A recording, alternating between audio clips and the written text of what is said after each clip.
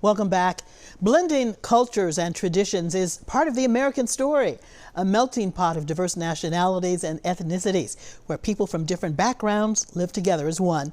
Nisha's Just Right Christmas Tree is a story about that mix of religion and culture passed down to the next generation. Joining us now are the authors Susan Lynn Meyer and Jaya Mehta. Hi, how you doing today? Hi. Susan, let's start with you. Tell us the story of the book.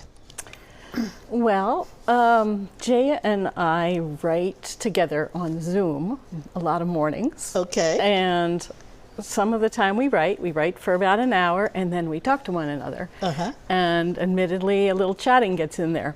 One day Jaya told me this story about her father and a Christmas tree, and how she wanted a big tree and he wanted a small one because they lived in an apartment in Brooklyn. Okay, let's let Jaya pick up the story from there. The book is based on you and your family. Your father's Hindu from India and your mother is a Christian from Maine, right? Well, the fictional one. My mother's from Oregon, actually. Oregon, but, okay, yeah. okay, all right. And in the book we see the character Baba with his sitar and Mommy with a plate of Christmas cookies and burfi, right? A traditional Indian sweet treat on the table. So explain how your family melded those holiday traditions and blended the cultures together. If you don't mind, since I don't think my actual birth family did a great job of that, okay. I'll talk about how I try to do it for my kids. Very good. And one thing we do is we talk about the meaning of different religions, different stories, different traditions, different holidays, and we do comparisons. Like Diwali and Christmas is a close comparison because they're both festivals of light, and so we talk about why we do light at this time of year. Or Krishna and Jesus have a similar birth story. There's a Herod figure in both of them, so that's the kind of thing we do. One more example would be how we take the festival of Raksha Bandhan, where sisters tie bracelets on their brothers, and they do a worship, and the brother vows to protect the sister and gives the sister a gift. So it's all very gendered, but we have a boy and a girl, twins, and we do it egalitarian. Okay. Version. So you and Susan very close, obviously. Susan, when you heard these stories, when you heard Jaya sharing this information, how did this resonate with your upbringing?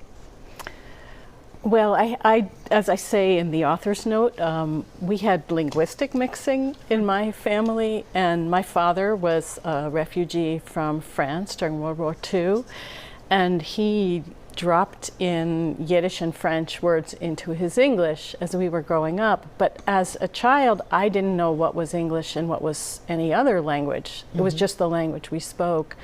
So I had some embarrassing incidents where I used words that were French or Yiddish, and people didn't know what you were talking about. Yeah. Yeah, I had one teacher who was talking, and I think it was a second grade teacher, was talking about funny words in other languages, and she mentioned the word pamplemousse, which is grapefruit in French, and I raised my hand and said, bewildered, but it's the same in English, because I thought it was English, because that's what my family said. That's right. That's a wonderful story. So, do you have advice on how parents can honor multiple cultural backgrounds in holiday celebrations? Yeah, I think one thing is it's important, this seems obvious, but it's important to show respect for both traditions. And again, that's one thing I don't think my parents did a great job at. In our altar, we have some symbols from many religions. It's mostly Hindu, but we do have an Islamic prayer beads. We have Christian Mary and so forth. So it's also, as I said, I think it's good to discuss the meaning behind the traditions. If you like, you can have objects from the different cultures out on display. In one of my other writings, I have a little girl who puts the baby Krishna in the creche because Jesus has gotten lost, as ours did once. Okay, so Susan, you're an English professor at Wellesley College, And Jaya, you previously taught college students as well. What advice do you have for writing collaborations, particularly among friends like the two of you? Why did you want to write this book together? Well, Jaya told me the anecdote, and she was just talking about her family, and I said that would make a great picture book. And she said, but I don't write picture books, because she was writing novels.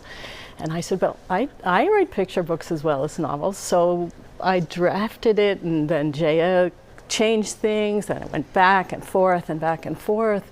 And finally we came up with a version we were both happy with. Mm-hmm. So that's how it came about. It helps to be kind of open-minded and open to the other person's ideas, mm-hmm. which can be tricky. Do you have different writing styles?